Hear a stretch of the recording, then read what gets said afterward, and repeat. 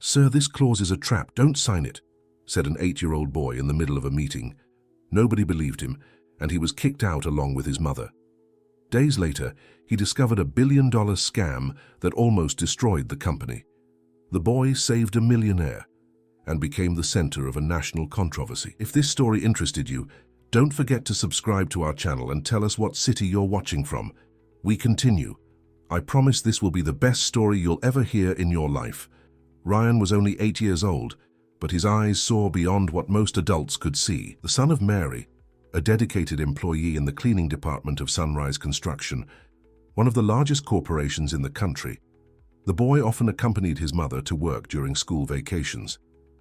That summer afternoon, while Mary cleaned the corridors of the 15th floor, Ryan was flipping through a book about detectives that his grandfather Anthony had given him as a gift. Anthony, a man of unwavering principles, had been a professor of ethics throughout his life and, even in retirement, continued to shape his grandson's character with stories about integrity and justice. "Truth has no size, Ryan," the old professor used to say. "It only has consequences." The boy was walking through the silent corridors of the company when he spotted an empty meeting room with the door ajar.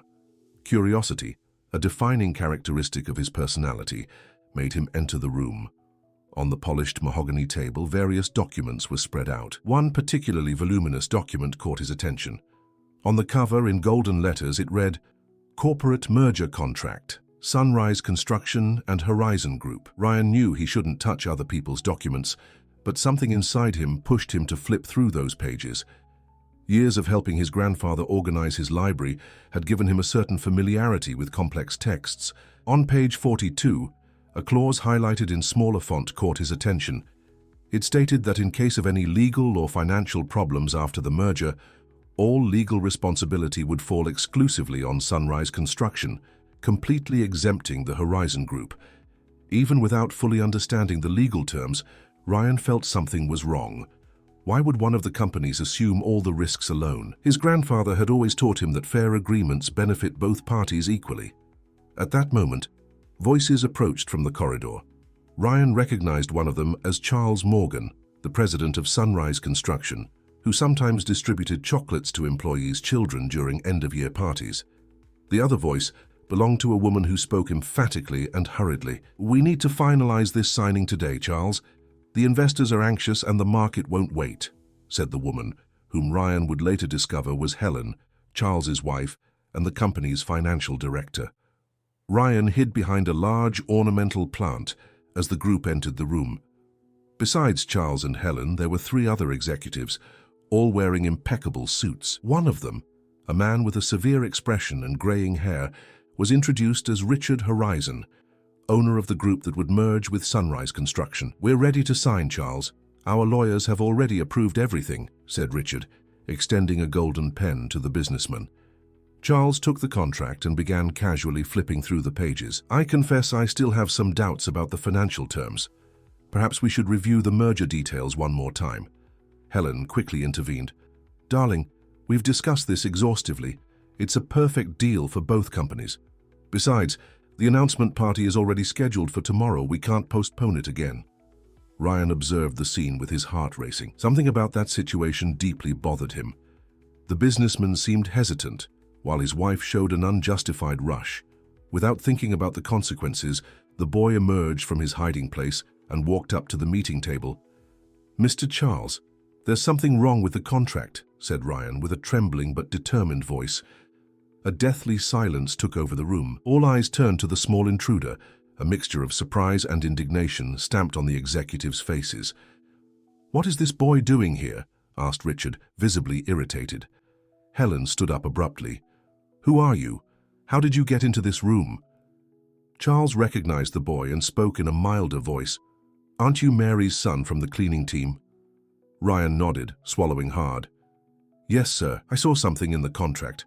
On page 42, there's a small part that says if something goes wrong, only your company will be held responsible. That doesn't seem fair."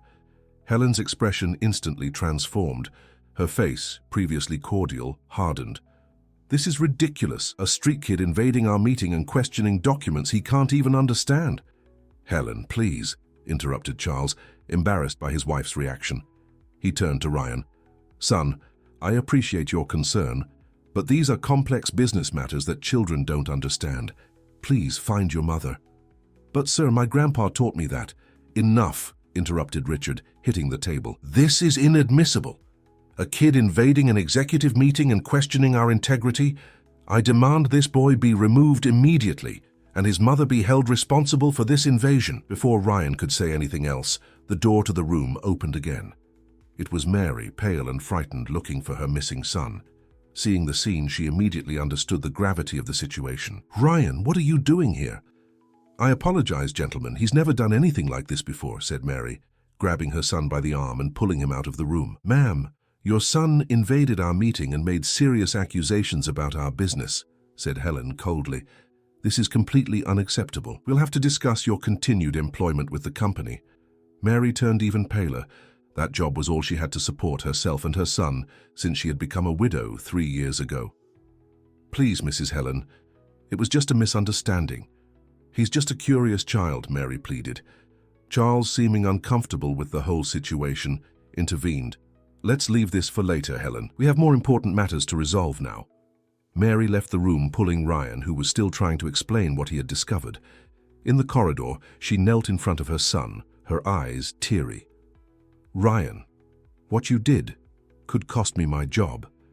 Do you understand that? We can't afford to lose this job. But Mom, there's something wrong with that contract, insisted the boy, with tears in his eyes. Grandpa always said we should tell the truth even when it's difficult. Mary hugged her son, torn between pride in the principles he demonstrated and fear of the practical consequences of that act. That night, while Mary prepared a simple dinner in the small apartment where they lived in the outskirts of Chicago, Ryan remained quiet and thoughtful. Helen's severe face and his mother's disappointed expression wouldn't leave his mind. Had he done something wrong by trying to help? The phone rang, interrupting his thoughts. It was Anthony, his grandfather, calling to see how his grandson's day had been. Ryan hesitated for a moment, but decided to tell everything that had happened. Contrary to what he expected, his grandfather didn't scold him. You acted according to your conscience, Ryan. That's more valuable than any job or million-dollar contract. But now we need to think about the consequences and how to help your mother. What can I do, Grandpa? I think I caused a very big problem. The truth is never a problem, my son. Sometimes it bothers people, but it always brings light. Tomorrow I'll come to your house and we'll think together about how to solve this. After hanging up the phone, Ryan made a decision. He wouldn't just wait. If adults didn't take him seriously, he would investigate further what was happening at that company. After all, if he had learned anything from the detective stories he so loved, it was that even the smallest of clues could reveal the largest of conspiracies. The next morning, Mary received a call from the Human Resources Department at Sunrise Construction. Her presence was urgently requested. Ryan, who was pretending to be asleep, heard the conversation and his mother's worried tone. As soon as she left, the boy got up and went straight to the old computer in the living room, a gift from his grandfather Anthony on his last birthday. If nobody believes me, I'll prove I'm right, he muttered to himself as he typed in the search engine. How do company mergers work? He spent the entire morning researching legal terms, noting everything in his detective notebook. He learned about abusive clauses, transfers of responsibility, and corporate fraud. With each new piece of information, his suspicion grew. That contract was hiding something much bigger. Meanwhile, at Sunrise Construction, Mary faced the fury of Helen Morgan. Your son invaded a private meeting, handled confidential documents, and even questioned the integrity of executives. This is grounds for immediate dismissal, shouted the president's wife. Charles, who was observing the scene from his armchair, seemed uncomfortable. Helen, the woman isn't responsible for her son's actions. He's just a curious boy. A boy who might have ruined our reputation, Helen retorted, agitated.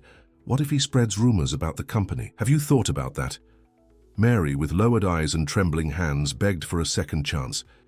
Mrs. Helen, I promise this will never happen again. Ryan won't come to the company anymore. Please, I need this job. After a long silence, Helen finally yielded. Fine, you'll be transferred to the basement cleaning sector where you won't have access to documents or meetings, and your son is strictly forbidden from setting foot in this building again. Take it or leave it. Mary accepted the conditions, relieved not to lose her job but apprehensive about the new work schedule. from 10 p.m. to 6 a.m., which would separate her even more from her son during the night. As she left the room, she noticed Charles Morgan watching her with an enigmatic expression. That afternoon, when she returned home, Mary found Ryan and Anthony talking animatedly in the living room. The grandfather, upon noticing his daughter-in-law's downcast expression, immediately understood that the situation was serious. "Mary, what happened?" asked Anthony, standing up to give her his place on the sofa. She reported the conversation at the company, the change in schedule, and Ryan's prohibition from frequenting the place. "I don't know what we're going to do now. Who will take care of him during the night?" "He can stay with me," offered Anthony. "My apartment is small, but it fits both of us perfectly. That way you can be at ease at work." Ryan, who was listening in silence, felt a wave of guilt. His attempt to help had complicated his mother's life even more. "I'm sorry, Mum. I just wanted to do the right thing." Mary hugged her son tightly. "I know, my love. Your heart is in the right place, but sometimes the world doesn't work as it should." While Mary prepared her bag for the first night on the new shift, Ryan showed his grandfather his internet discoveries. Anthony was impressed with his grandson's dedication, but also concerned about the implications of that investigation. "Ryan, what you've discovered could be very serious. If there is indeed a fraud happening, powerful people might feel threatened. But Grandpa, we can't let them deceive Mr. Charles. He's always been good to the employees." Anthony reflected for a moment. "I'll tell you something. When I was still teaching at the university, I knew a man named Jack Ferguson. He was an auditor and became famous for exposing fraud in large companies. After a particularly serious exposure, he disappeared from the media. Maybe he can help us." Ryan, excited about the possibility of an ally, asked, "How do we find him, Grandpa?" "It won't be easy. Jack became reclusive after receiving threats. But I'll try some old contacts." In the days that followed, Ryan divided his time between school and the investigation. He created an anonymous email and, with his grandfather's help, wrote a detailed message to Jack Ferguson, explaining his suspicions about the corporate merger. He didn't expect such a quick response. On the morning of the third day, when checking the email, he found an enigmatic message. "Young investigator, your intuition is correct. Not everything is as it seems at Sunrise Construction. Check your mail tomorrow." The next day, a small package arrived addressed to Ryan. Inside, there was a black flash drive, a handwritten note, and a short video recorded on a DVD. The note simply said, "The truth is in the details. Protect this information at all costs. Continue your search." Ryan and Anthony watched the video immediately. It was a recording of an informal meeting between Helen Morgan and Richard Horizon at a luxurious restaurant. The date in the corner of the screen indicated it had been filmed 3 months earlier. In the conversation, Helen mentioned transferring problematic assets and ensuring Charles signs without realizing the implications. Richard smiled and toasted to our profitable future. "This confirms our suspicions," said Anthony, with a grave expression. "Helen is conspiring with Richard behind her husband's back." Ryan tried to access the content of the flash drive, but discovered it was password protected. "How are we going to open this, Grandpa?" "We'll have to figure out the password. Meanwhile, we need to keep this evidence in a safe place." Ryan hid the flash drive inside his favorite teddy bear, and the DVD was stored in an old toolbox in Anthony's closet. The boy didn't know exactly what was on the flash drive, but he sensed that its content was valuable and potentially dangerous. At Sunrise Construction, Charles Morgan was beginning to notice strange behaviors around him. Important merger documents seemed to have different versions each time he reviewed them. His wife, always calm and calculating, showed unusual anxiety to finalize the deal. During a private call, he heard Helen mention additional guarantees that weren't in the official documents. Intrigued, Charles decided to secretly hire an external lawyer, Cynthia Taylor, a specialist in corporate mergers, to review all the documentation without Helen's knowledge or that of the other executives. "I want absolute discretion in this case," instructed Charles. "Review every comma in this contract and tell me if there's anything I should know." Cynthia, known for her unwavering integrity, accepted the case immediately. "I'll conduct a thorough analysis, Mr. Morgan. If there's any irregularity, I'll find it." Meanwhile, Ryan continued his investigations. At school, during computer class, he took the opportunity to research more about the Horizon Group. He discovered that the company had been involved in financial scandals in the past, but always escaped accusations due to lack of conclusive evidence. He also found connections between Richard Horizon and influential politicians, including a judge who had dismissed a case against him 2 years earlier. On the way home, Ryan noticed a black car parked near the school gate. The same vehicle appeared again the next day and the day after. Someone was watching his movements.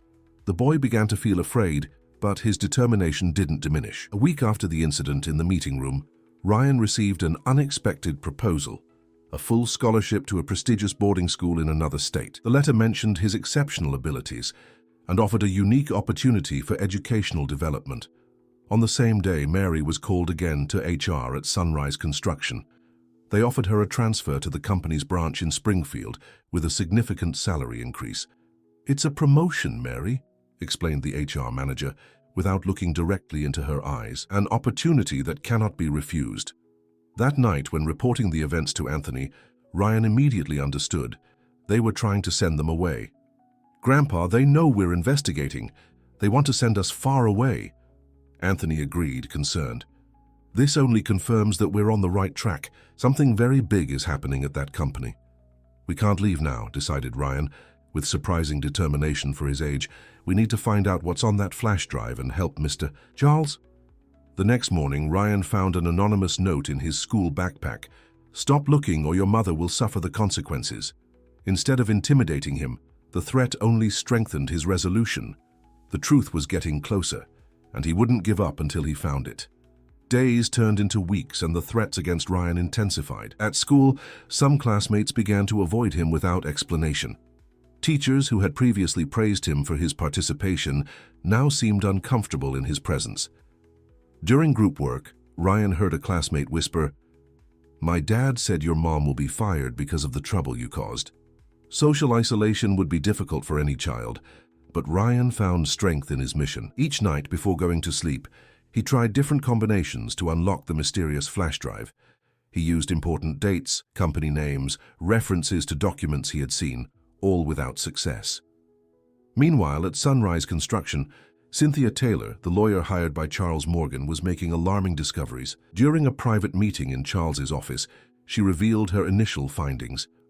"Mr. Morgan, I found several irregularities in this merger," said Cynthia, opening a folder full of marked documents. "The contract being officially presented is different from the one registered in the company's internal system. There are clauses that have been modified, some completely rewritten." Charles turned pale. "How is this possible? Who would have authorization to make such changes?" "Only 3 people have master access to the system. You, your wife, and the technology director, Robert Sanders." "Robert is a long-time employee, one I completely trust," muttered Charles, understanding the implication of that information. "There's more," continued Cynthia. "I discovered the existence of shell companies opened in the last 6 months. All have indirect connections to the Horizon Group. Apparently, these companies are being prepared to receive Sunrise Construction assets after the merger." Charles stood up, walking nervously around the office. "A scheme to drain my company from the inside? Helen would never do this. There must be another explanation. Mr. Morgan, I know it's difficult to accept, but the evidence is consistent. Your wife has been meeting regularly with Richard Horizon in discrete locations. I have records of reservations at restaurants and hotels." "That doesn't prove anything. They're business meetings," defended Charles, still reluctant to accept his wife's betrayal. "I also found suspicious bank transfers, small amounts deposited in different accounts that eventually converge to the same offshore destination. The pattern suggests money laundering." At that moment, the office door suddenly opened. It was Helen, with a furious expression upon seeing Cynthia and the documents spread over the desk. "What is the meaning of this, Charles? Who is this woman? And why does she have our confidential documents?" Charles, normally conciliatory, faced his wife with unusual firmness. "This is Cynthia Taylor, a lawyer I hired to review the merger, and it seems it was a wise decision, considering what she found." Helen forced a laugh. "You hired an external audit without consulting me? This is ridiculous. This woman clearly doesn't understand the complexity of our operation." "I understand enough to recognize fraud when I see it," replied Cynthia, without being intimidated. "And I can prove every allegation I made." "This is defamation," exclaimed Helen, taking out her cell phone. I'm calling our lawyers immediately. This woman will be sued for breach of confidentiality and slander, Charles intervened, placing himself between the two women. Helen, we need to talk in private. Cynthia, please continue your investigation. I want a complete report as soon as possible.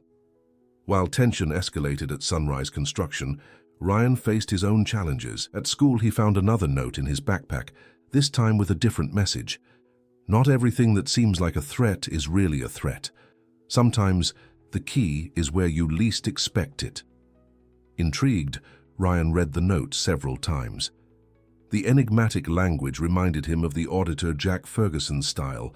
Could it be that the mysterious sender was trying to help, not threaten? That night, after Mary left for her work shift, Ryan and Anthony analyzed all the notes received so far, looking for patterns or hidden messages.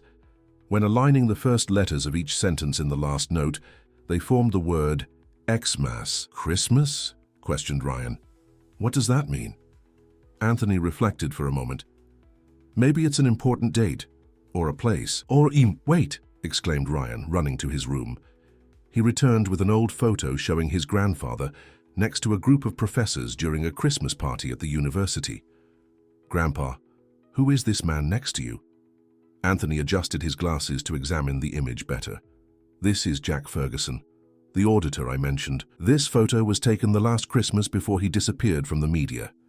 Ryan quickly typed Xmas 2019 into the flash drive. Nothing happened. He tried again with Xmas 2018.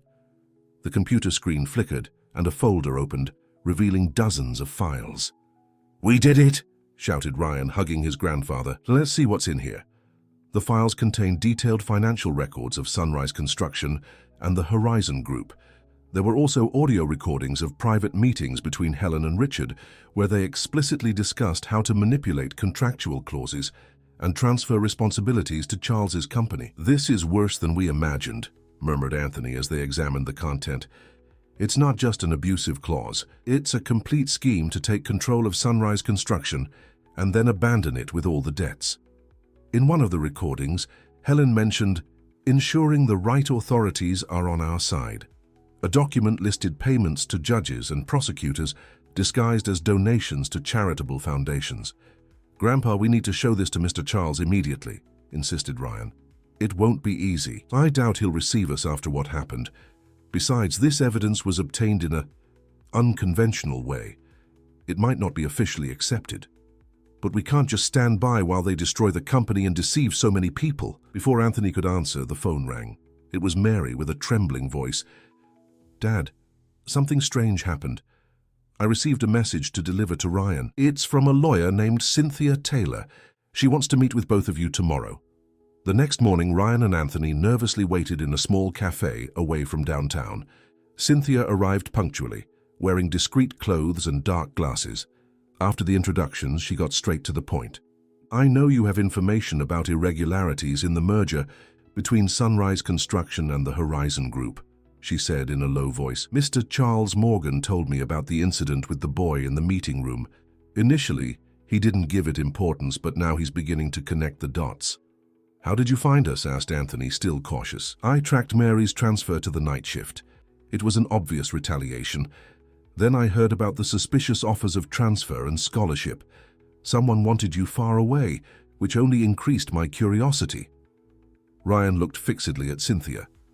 "Why should we trust you?" The lawyer smiled at the maturity of the question.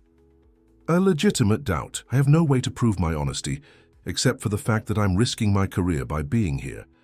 But you also need someone with direct access to Mr. Charles."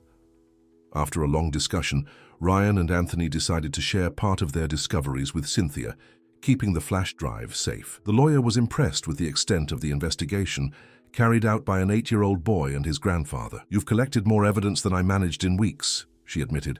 "With this, I can build a solid case against Helen and Richard." As they left the cafe, none of them noticed the black car parked across the street, with a camera pointed in their direction. The following afternoon, Ryan was returning from school when he noticed strange movement near the apartment where he lived with his mother.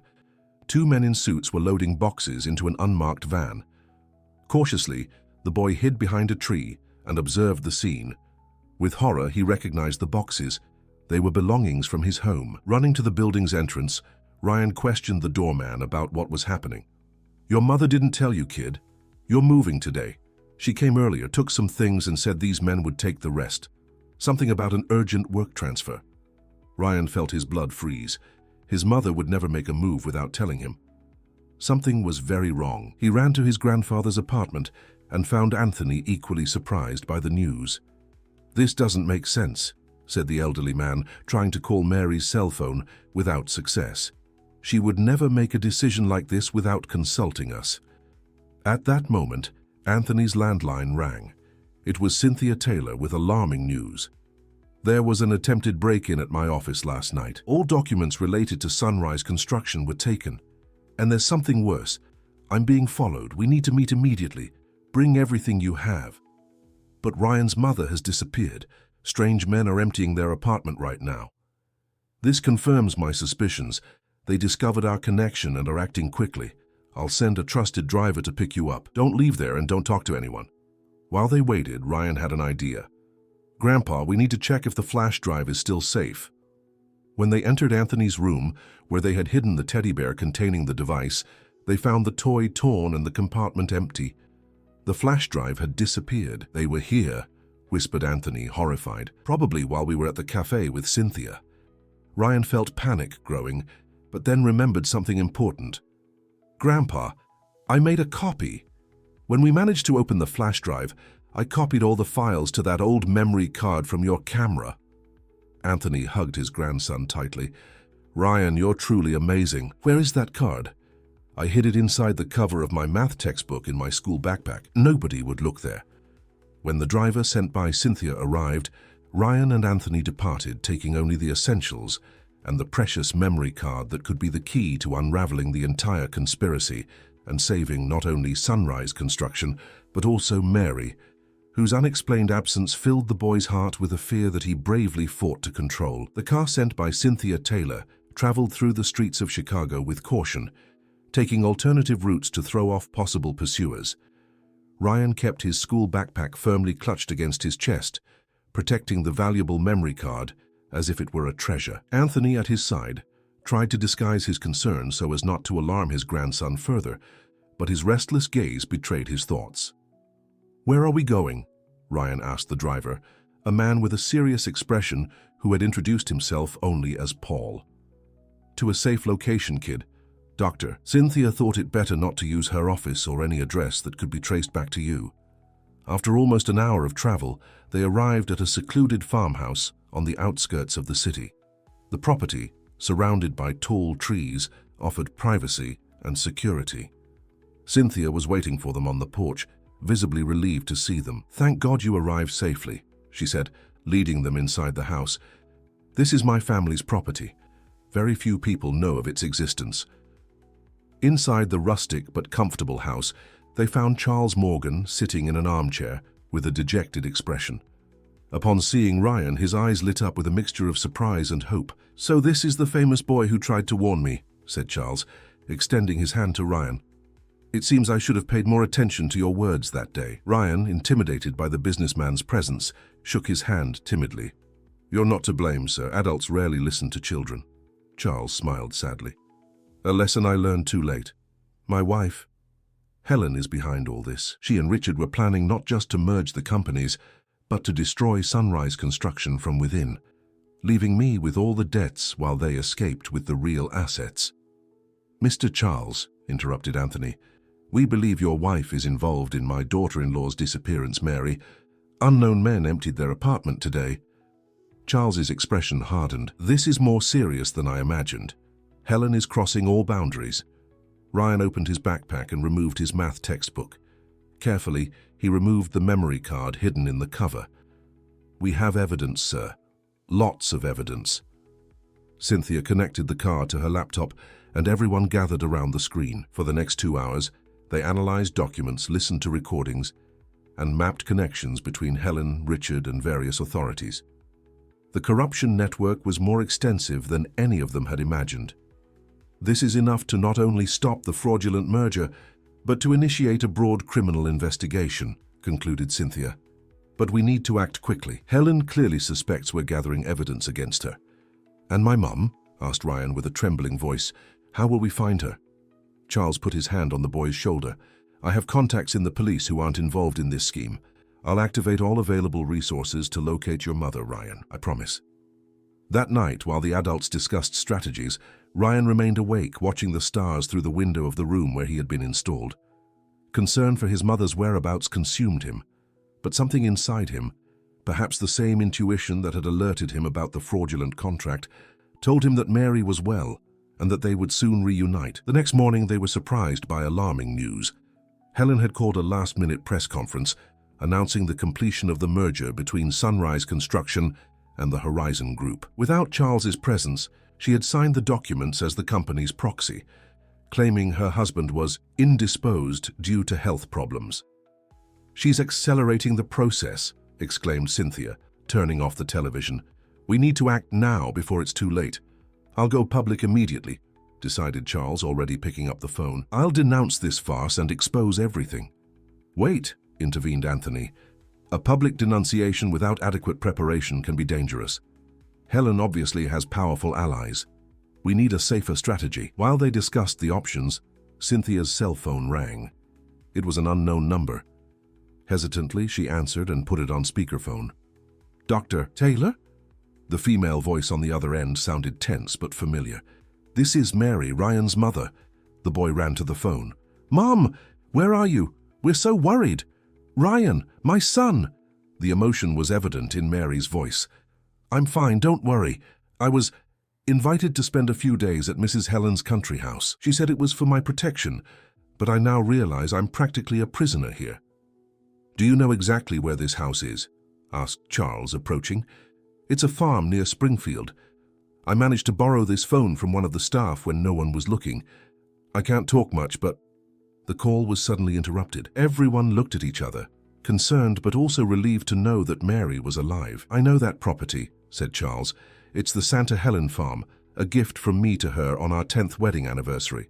I can take us there. While Charles and Paul prepared for the trip to Springfield, Cynthia and Anthony organized the evidence for a formal denunciation. Ryan, determined to participate in his mother's rescue, convinced the adults to take him, promising to follow all safety instructions. The farm is large, with many staff loyal to Helen, explained Charles during the journey. We'll need a plan to enter without drawing attention. I have an idea, said Ryan, surprising everyone. Mrs. Helen always organizes large charity events at that farm, right? Charles nodded, curious. Yes, at least twice a year. Big events with business people and politicians. What if we pretend to be suppliers for one of these events?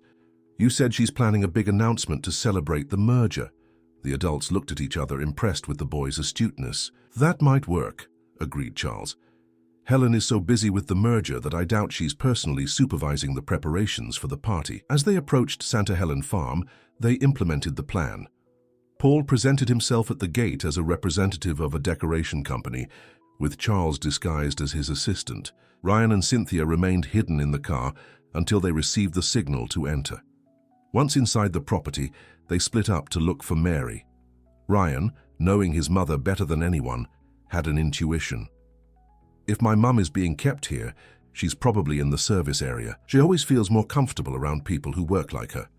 Following his instinct, Ryan discreetly headed to the back of the main house, where the laundry and staff quarters were located.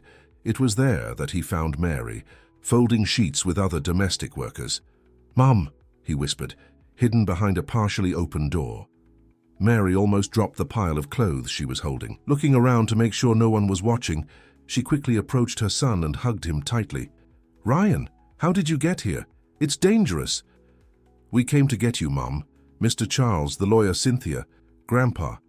They're all here. We discovered everything about Mrs. Helen's and Mr. Richard's plan." Before Mary could respond, they were surprised by Helen Morgan's voice. What a touching scene, the maid and her little meddler.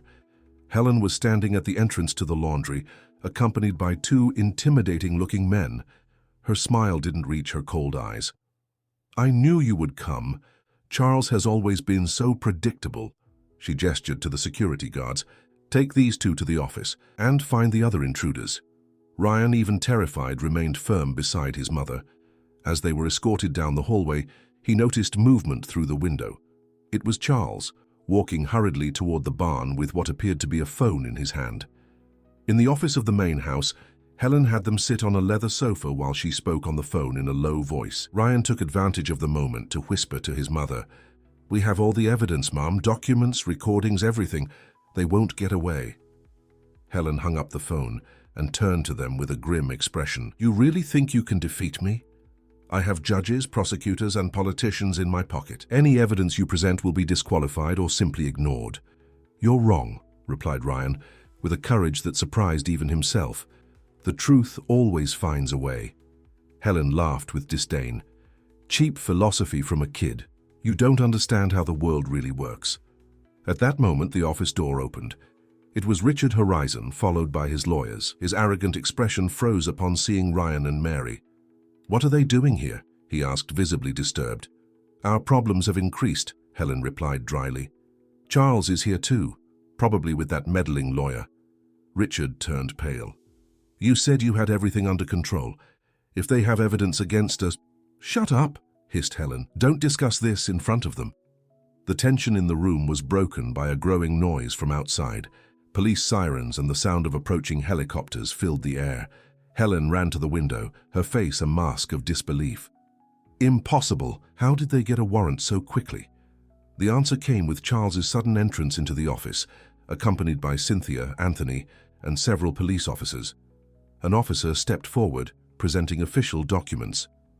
"Mrs. Helen Morgan, Mr. Richard Horizon, you are being investigated for corporate fraud, extortion, false imprisonment, and forming a criminal organization. We have a warrant to seize all documents from this property and for your preventive detention."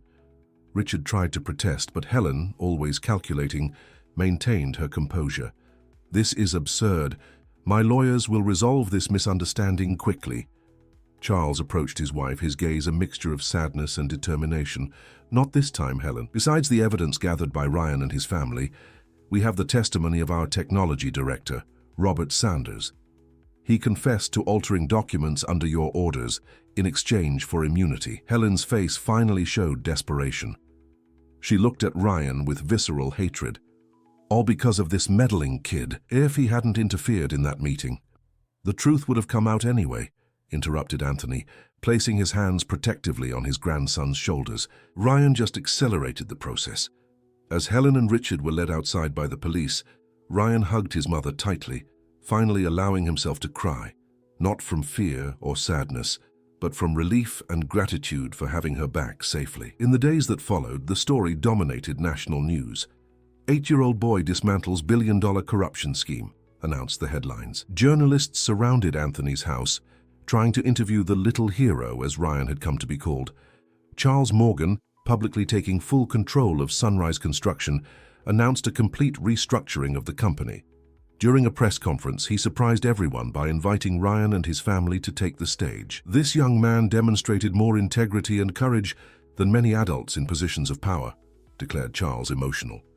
"He saved not only my company, but my own dignity. As a token of gratitude, I am creating the Ryan Institute for Corporate Integrity, which will offer scholarships and promote ethics in business." Additionally, Charles offered Mary the position of director of the company's new compliance department, recognizing that her integrity and hard work deserved more than the position of cleaning staff. The trial of Helen, Richard, and their accomplices became one of the most media-covered in the country's recent history. Ryan was called to testify, his small figure contrasting with the imposing courtroom. With impressive composure for his age, he reported everything he had discovered, from the suspicious clause in the contract to the evidence gathered with his grandfather's help. When questioned by the judge about what had motivated him to continue with the investigation, despite so many obstacles, Ryan responded with the simplicity and wisdom that had become his trademark. "My grandpa taught me that truth has no size, only consequences. I just wanted the consequences to be fair for everyone." His response moved the courtroom and quickly went viral on social media, inspiring debates about ethics and the role of ordinary citizens in the fight against corruption. While some hailed him as a hero, others questioned the weight of media exposure on such a young child. Helen, Richard, and their associates were sentenced to long prison terms for their crimes. During a visit Charles made to Helen in prison, she revealed, in a moment of vulnerability, the final password that was missing to access the most protected files on the flash drive. Ambition without limits, a phrase she herself had created as a personal motto. The files revealed an even larger corruption network, involving dozens of business people, politicians, and members of the judiciary. A national operation was launched, resulting in the arrest of figures who considered themselves untouchable. The country's economic system trembled temporarily, but emerged stronger and more transparent after the reforms that followed. For Ryan, however, the greatest victory wasn't in the spotlight or public recognition, but in the small daily achievements. His mother now worked in a position that valued her skills and integrity. His grandfather, Anthony, was invited to teach a course on business ethics at the most prestigious university in the country. And he himself, despite the sudden fame, continued to be just a boy, curious, determined, and passionate about detective stories. At the new school to which he was transferred, Ryan initially faced suspicious looks and envy, but his humility and intelligence soon earned the respect of his classmates. During an assignment about contemporary heroes, a classmate included him on her list. Ryan, embarrassed, protested. "I'm not a hero," he said sincerely. "I just did what anyone should do when they see something wrong." "And that's exactly what makes you special," replied the teacher with a gentle smile.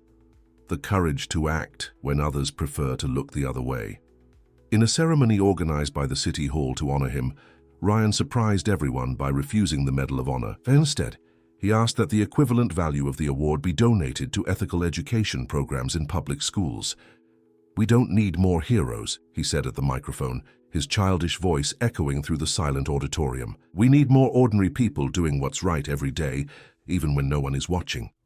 Returning home after the ceremony, Ryan walked between his mother and grandfather, holding their hands. The sunset painted the horizon in golden hues, symbolizing the end of a difficult chapter and the beginning of a new journey. The truth had prevailed, not because it was powerful or convenient, but because an 8-year-old boy believed in it when everyone around him doubted. "You know, Grandpa," said Ryan, looking at the starry sky that was beginning to appear, "I think I understood what you always said about truth." "And what would that be, my son?" asked Anthony, curious. "Truth has no size, only consequences. But the consequences of truth can change the size of the world." Anthony smiled, his eyes welling with pride. Mary squeezed her son's hand harder, silently thanking him for his courage that had transformed their lives. And Ryan, with wisdom that transcended his age, understood that his journey was just beginning. Not as an acclaimed hero, but as someone who had simply chosen the path of integrity, no matter how difficult it might be. The end.